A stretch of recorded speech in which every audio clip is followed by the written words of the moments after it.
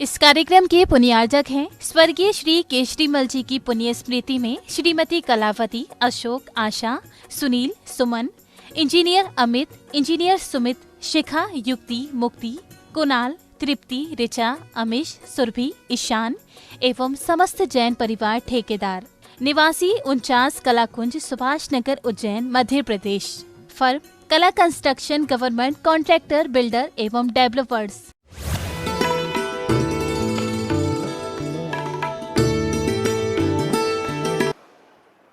पुनः कह दो विनायका जी, देव शास्त्र गुरु के उतने ही भक्त बनो, इतने ही भक्त बनो, इतनी ही भक्ति करो जितने में तुम्हारे भगवान, तुम्हारे गुरु बदनाम ना हो।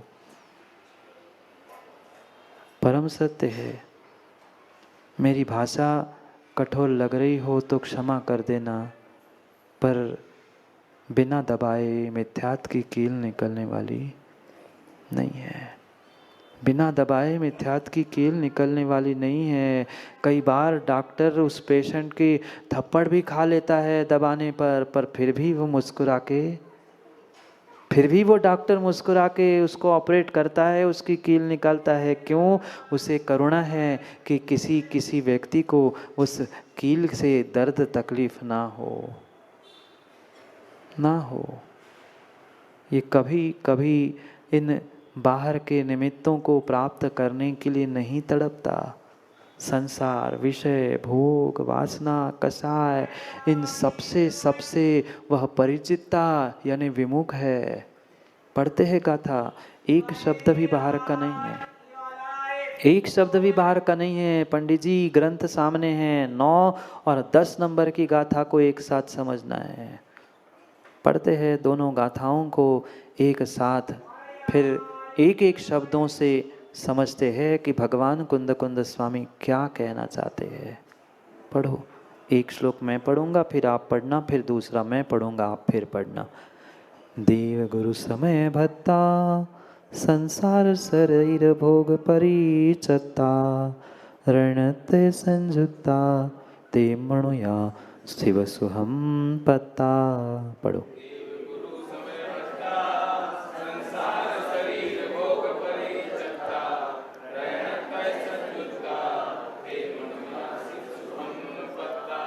दानं पूयाशीलं ओआसं बहुविहंपि खवर्णंपि सम्मजुत्तमोक्षसुहं सम्मविणादिह संसारं। पढ़ो।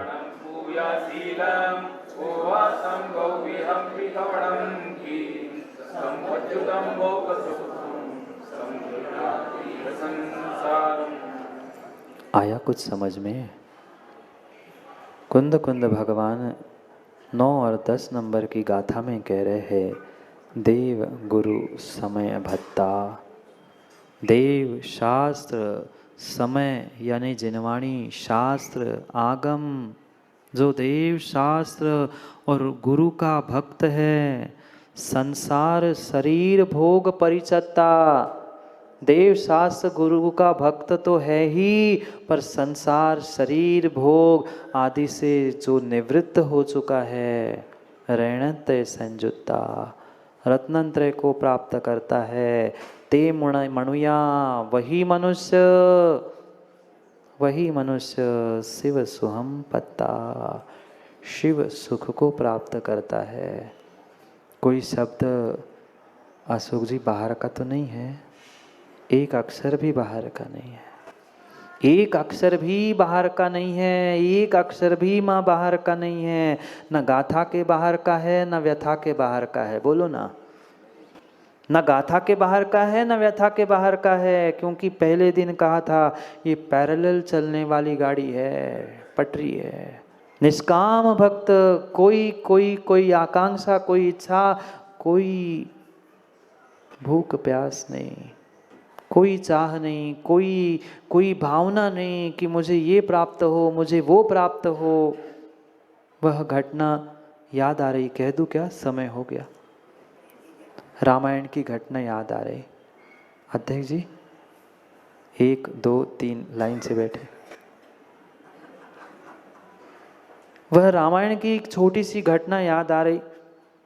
रामचंद्र जी लंका को जीतकर सीता को वापस ले आते। वापस ले आते तो स्वाभाविक सी बात थी कि बहुत आनंदोत्सव था। सीता वापस आ गई, जीत के आ गए, रामचंद्र जी भी वह वनवास से आ गए, सब पूरी अयोध्या में आनंदोत्सव मनाया जा रहा था। इतनी खुशियाँ, इतना आनंद, इतनी खुशियाँ मनाई जा रही थी कि कोई समा नहीं रहा था। अब स्वाभाविक बात थी, जब प्रजा इतनी खुश थी तो राजा भी खुश होगा ही। उसको सीता मिल गई थी, वो वापस आ गया था, पुनः अयोध्या का राज्य मिल गया था, पुनः इतिवत सब कुछ शुरू होने वाला था। और प्रजा की खुशी में राजा की खुशी थी, वो भी खुश था। और खुश होकर राजा ने, रामचंद्र जी ने घोषणा की कि मैं सबको बहुत कुछ बांटने वाला हूँ, सबको बहुत कुछ देने वाला हूँ। अभी तक ये भरत का राज था, अब राज मुझे वापस मिला है। अब पुनः मैं अपने राज्य की संयोजना अपने तरीके से व्यवस्थित करने वाला हूँ। सब खुश हो गए, सब खुश हो गए थे। किसी को कुछ चाहिए था, किसी की कुछ भावना थी, किसी की कुछ इच्छा थी, सब खुश हो गए। चलो, हमने इतनी सेवा की, हमने इतना सब कुछ किया, तो हमें भी तो कुछ, यही इच्छा होती है ना, हर किसी की होती है। भले ही वो चौथा काल क्यों ना हो, पर वहाँ के भी जीवों की यही भावना थी कि चलो हमें कुछ मिलेगा, राजा खुश हो गया, हमें कुछ मिलेगा, कुछ तो कुछ मिलेगा। सब पहुँचे। रामचंद्र जी ने कहा था कि मैं मंत्रिमंडल की घोषणा करने वाला हूँ, कौन क्या बनेगा, किसको क्या व्यवस्था, कौन किसको क्या पद मिलेगा। सबको पद देने का निर्णय हुआ। ये दरबार भरा है, सब प्रजा और सब लोग वहाँ बैठे हैं। अंगद है, बाकी सबके नाम जानते ही है, सब बैठे हैं। रामचंद्र जी ने अपने खास व्यक्ति से पूछा, कौन? अपने चेले से, अपने भक्त से पूछा, बेटा बोल, सबसे पहले मैं तुमसे पूछना चाहता हूँ, मैं सबको तो पद दे ही रहा हूँ, पर तुम्हें कौन सा पद चाहिए? रामचंद्र जी ने अपने वह हनुमान रूपी परम भक्त से पूछा कि बेटा बोल, अकेले में बता, तुम्हें कौन सा पद चाहिए? वो कहता है, मुझे कोई पद नहीं चाहिए, मुझे भगवान कोई भी पद नहीं चाहिए। रामचंद्र जी, कैसी बात करते हो? मैं कह रहा हूं ना, तू कभी मेरी बातों के बाहर नहीं होता, आज मना कर रहा है तू? कह रहा, भगवान आप मानो, मुझे सेवा करनी है, मैं बाहर रह के भी सेवा करूंगा, मंत्रिमंडल में भी रह के सेवा करूंगा, अयोध्या में रहूंगा सो करूंगा, मैं कहीं चला भी जाऊंगा तो आप ही का नाम लूंगा। आप क्यों व्यर्थ में आप मेहनत कर रहे हो और इतना विकल्प कर रहे हैं? मुझे कोई विकल्प नहीं। पर वो सच्चे दिल से कह रहा था, आज जैसे इंसानों जैसा नहीं लिफाफा पकड़ा है और छोड़ है नहीं रहे और नहीं चाहिए, ऐसा नहीं। वो सच्चा, वास्तव में सच्चा भक्त था। नाम, प्रतिष्ठा, पद, सम्मान, उसके कोई भूख थी ही नहीं। उसने कहा, भगवान आप व्यर्थ में मेहनत कर रहे हो, जिनको जो चाहिए बांट दो, हम तो वैसे ही है, हमें किसी की आवश्यकता नहीं, जिसको जो चाहिए बांट दो। पैसे चाहिए, धन चाहिए, सोना चाहिए, जायदाद चाहिए, पद चाहिए, जिनको जो चाहिए, जिनको जैसा खुश करना है करो। मैं तो पहले से ही आपसे खुश हूँ, मैं पहले से ही आपसे खुश हूँ, मैं क्या करूँगा पद लेके? मुझे नहीं चाहिए। पर रामचंद्र जी नहीं माने, रामचंद्र जी नहीं माने। वो कह रहे, नहीं, मैं सबको दे रहा हूँ, तुम्हें भी पद लेना पड़ेगा, तुम्हें भी मानना पड़ेगा।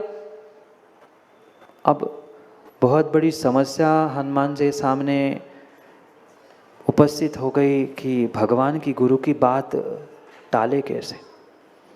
क्योंकि सच्चा भक्त, सच्चा देव शास्त्र गुरु का भक्त कभी ऐसा पुरुषार्थ नहीं करता, कभी ऐसा कार्य, कभी ऐसा वार्तालाप नहीं करता जिसके निमित्त से उसके गुरु, उसके भगवान पर प्रश्न चिन्ह खड़ा हो। वो कहता है, अब क्या करूं, अब क्या करूं? सब समझ रहे थे कि हनुमान को क्यों बुलाया गया है, क्यों बातें हो रही है, सब समझ रहे थे। हनुमान जी ने कहा, ठीक है, मुझे सोचने के लिए थोड़ा सा समय दो, लूँगा, मुझे पद आप देना चाहते हो मैं लूँगा, पर थोड़ा सा मुझे समय दे दो, पहले आप जिनको जो चाहिए उनको दे दो, फिर मैं अधिकार से मांगूंगा, फिर तो नहीं मुकरोगे। रामचंद्र जी ने कैसी बात करते, सबसे पहले मैंने तुमसे पूछा है, मैं क्यों मुकरूंगा, नहीं मुकरता, दे दूंगा। हुई बात, सबको जो जो चाहिए था, जो जैसा सोचा था, रामचंद्र जी ने सबको सब पद बांटे। अंतिम समय आया, अब कह रहे भाई इतना समय हो गया, कुछ तो बोल, तुम्हें कौन सा पद चाहिए, कुछ नहीं भी बचा हो पद तो मैं तुम्हारे लिए नया पद बनवा के दे दूंगा, तू बोल तुझे क्या चाहिए। कहता है भगवान आप सही सही बताना, भगवान आप मेरे गुरु हो, आप भगवान हो, मैं आपके अलावा और किसी को नहीं मानता, आप सही सही बताना। आप तथास्तु कहोगे ना, मना तो नहीं कहोगे, मना तो नहीं करोगे, मैं जो मांगूंगा वो दो दोगे ना। कहते हाँ, कैसी बात करता है, तू तो परम चेला है, परम भक्त है मेरा, मैं तुम्हें मना कर कैसे सकता हूँ, इतने लोगों के सामने तो संभव ही नहीं, वैसे कभी तुम्हारे लिए मैंने मना नहीं किया है, मैं कैसे मना कर सकता हूँ। कहता है फिर भगवान आप ये भी मानते हो क्या कि इन सब से मैं कुछ विशेष हूँ। आप पुनः प्रश्न चिन्ह रामचंद्र जी के सामने, भाई हाँ कहूँ, हाँ कहूँ कि ना कहूँ। रामचंद्र विचार में पड़ गए कि कहूँ तो क्या कहूँ इसको, पर जो है सो है। वो भी सहायक सम्यक दृष्टि थे, झूठ कैसे बोलते, किसी की बुराई, किसी को दुख देने का कार्य नहीं करते। उन्होंने कहा ठीक है, कोई ऐसा ही माने, सबको तो मैंने पद दे के खुश कर ही लिया, ठीक है बेटा, यही परम सत्य है कि तू मेरा अनन्य भक्त है, अनन्य शिष्य है, तो तू जो कहेगा मैं देने के लिए तैयार हूँ, तू बोल। कहता है देखो आपने सबके सामने कहा है मैं विशेष हूँ, मैं विशेष हूँ, मैं विशेष हूँ, आप अब मुकरना मत, आप बिल्कुल सबके सामने हाँ कह चुके हो, आप बिल्कुल पलटना मत। कहता नहीं भैया मैंने कह दिया, क्या मेरी मर्यादा के बारे में तुम नहीं जानते हो, मैंने कह दिया, वचन दिया सो वचन दिया। रघुवंश कुल सदा चली आई, प्राण जाए पर वचन न जाए। उसने कहा मैंने कह दिया सो कह दिया, तू कह तो दे, इतना क्यों संकोच कर रहा है, इतना क्यों विचार कर रहा है। वो कहता है ध्यान रखना भगवान, भगवान ध्यान रखना, सबको आपने एक एक पद बांटे, सबको आपने एक एक पद बांटे हैं, मैं विशेष हूँ, आपने भी स्वीकार किया। ये पूरी दुनिया विशेष, सब प्रजा अयोध्या की याद करती है कि मेरी भक्ति, मेरी विशेषता विशेष है, सबको आपने एक एक पद दिए हैं, मुझे 2 पद चाहिए। कहते हैं हाँ भगवान, सबको आपने एक पद दिया, मुझे 2 पद चाहिए, पर मंत्रिमंडल के नहीं, ये जो सिंहासन के नीचे रखे हुए आपके 2 पद है ना, ये 2 पाद मूल ही मेरे लिए पद है, और ये 2 पद ही मुझे चाहिए, एक पद से मेरा काम होने वाला नहीं है। पद नहीं गोधा जी, पाद मूल चाहिए, पद नहीं पाद मूल चाहिए। ये निर्णय होता है सम्यक दृष्टि का, पर मिलने पर ठुकराने का भी प्रदीप जी वह सम्यक दृष्टि काम नहीं करता। ठीक है जिम्मेदारी मिल गई, नहीं तो अध्यक्ष जी कहेंगे महाराज अब हमें भी 1 पद से मुक्त करो, 2 पद आप ही ले लो। हाँ ये कमेटी तुमने बनाई, तुम जानो, तुम्हारी व्यवस्था है, समाज की व्यवस्था है, साधु को बीच में लाने का प्रयास मत करो। हाँ नहीं तो कहते हम भी त्याग कर दिया आपके चरणों में, पादों में नहीं, ये समाज जाने, समाज का विषय समाज के पास ले जाओ, उनका लिफाफा उनके पादमूल में, मेरे पादमूल में नहीं। आगे बढ़ो। पाद भत्ता, वे देव शास्त्र गुरु का भक्त है, ऐसे भक्त मूलो पद नहीं गोदा जी, पाद मूल चाहिए, पाद मूल चाहिए। और पाद मूल के साथ अगर पद मिला है तो फिर और आप पुण्यात्मा हो, फिर तो आपको और कर्तव्यों का निर्वाह और विशेषता से महामंत्री जी करना है। सचिव जी हमें तो अपना पुरुषार्थ करना है, कौन क्या कहाँ कैसे, किसी कहने नहीं कहने से मेरी भक्ति तो कम नहीं हुई, मेरी श्रद्धा तो डगमग नहीं हुई। उनका निर्णय वे जाने, उनकी परिणति, उनके काम वे जाने। मैं सच्चे देव शास्त्र गुरु का भक्त था, हूँ और रहूँगा, ये निर्णय करते हुए हमें आगे बढ़ना है। और ये श्रद्धान जिसके पास है, ये श्रद्धान माँ जिसके पास है, उसने 1 घंटे का भी उपवास किया है ना, तो उसके लिए मोक्ष का निमित्त है। और ये बिना श्रद्धान के किया है तो घंटों घंटों के क्या, महीनों महीनों के उपवास भी व्यर्थ है। अगली गाथा में कह रहे हैं, दानम पूजा शीलम उपवासम बहुव्यमपि खरणमपि। करोड़ों अरबों का दान किया, पूजा शील उपवास बहुव्यमपि, अनेक प्रकार से आपने कर लिए, पर सम्मजुदम मोक्ष सुहम, सम्यक के साथ है तो वह मोक्ष सुख देने वाले है। और सम्म विना दीह संसारम, सम्यक से रहित दीर्घ संसारी है। संसार में घुमाने के लिए ही निमित्त बनेंगे अगर हम देव शास्त्र गुरु के सच्चे भक्त नहीं है तो।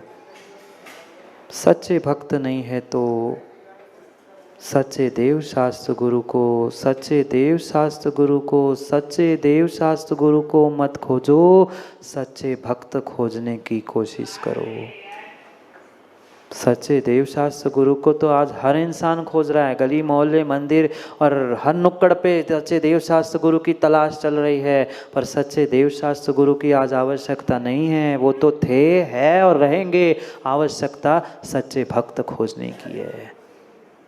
क्या मेरी भक्ति उस हनुमान जैसी है कि मेरा समर्पण, मेरा विश्वास उन सम्यक दृष्टि जीवों जैसा है?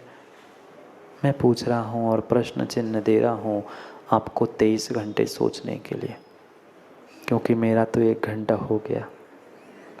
मेरा तो 1 घंटा हो गया और मेरा समय तो हो गया। अब आपका समय आप जानो, आपका समय आप जानो, मेरा तो समय हो गया। जितना सुनील कासलीवाल ने निवेदन किया था, मेरा समय हो गया। क्या करूं? समय किसी के लिए नहीं रुकता, समय किसी के लिए नहीं रुकता।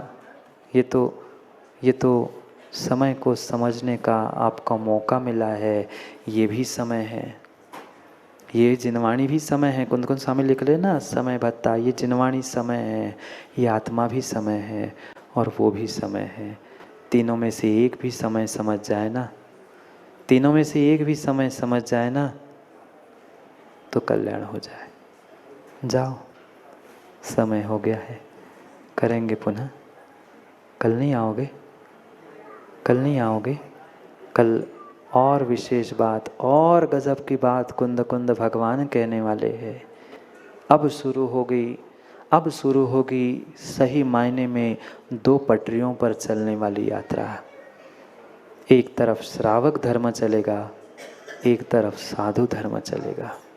अब और आएगा आनंद जब दोनों को उद्बोधित करते हुए समझाने का प्रयास करेंगे कि ये धर्म की पटरी, धर्म का रथ कैसे चलता है। चलाते हैं कल रथ को। समय हो गया है स्मार्ट को बंद करने का कि स्टार्ट करने का। स्टार्ट करने का करते हैं पुनः जीवन को स्टार्ट और स्मार्ट करने के लिए समय की चर्चा, क्योंकि समय पे किया गया काम समय को दिलाता है। बोली भगवान महावीर स्वामी की।